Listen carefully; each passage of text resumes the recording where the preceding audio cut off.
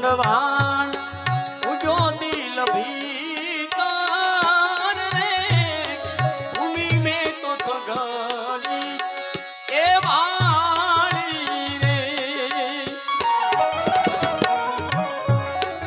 અખંડવાણ ઉજો દિલ ભીતર રે ભૂમિ મેં તો સગલી એ વાળી રે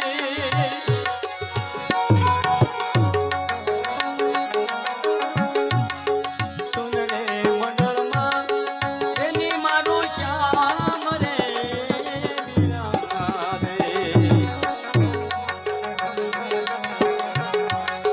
સુન રે મંડળમાં એની મારો શ્યામ રે બિરાજે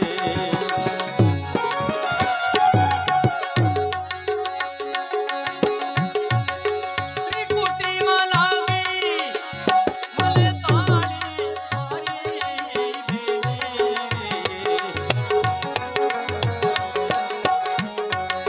ત્રિકુટીમાં લાગી મને તાળી મારી બેની મને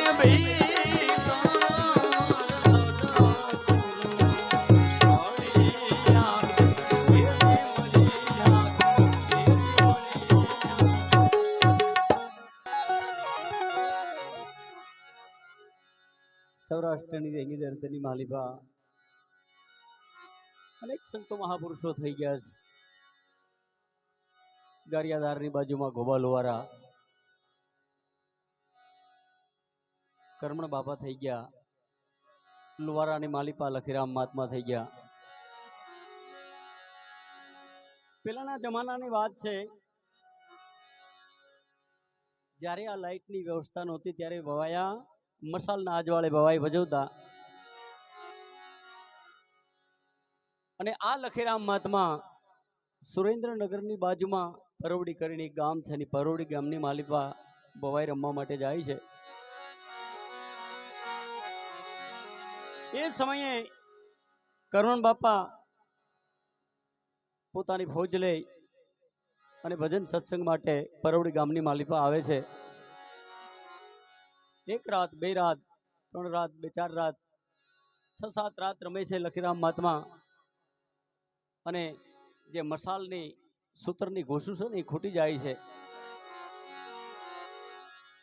સૂતરની ઘૂસું લેવા માટે લખીરામ મહાત્મા વડકર વાસની માલિપા જાય છે. કરમણ બાપા સગળ સમાજને ભેગો કરીને ભજન સત્સંગ કરી રહ્યા છે.